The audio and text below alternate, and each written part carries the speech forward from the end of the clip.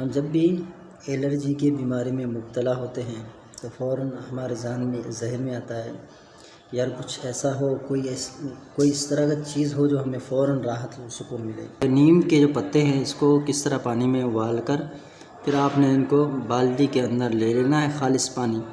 तो इनको ठंडा करके आपने पानी नहीं डालना है, ठीक है, ठंडा करके फिर अपने जिस्म के ऊपर बहा लें, ठीक है। आप जब इनसे नहा लेंगे ना आहिस्ते आहिस्ते, तो इंशाअल्लाह अज़्ज़वजल जो जिल्द के ऊपर असरात हैं ख़ारिश के, आप देखेंगे फ़ौरन से उसमें फ़ायदा आपको नज़र आएगा।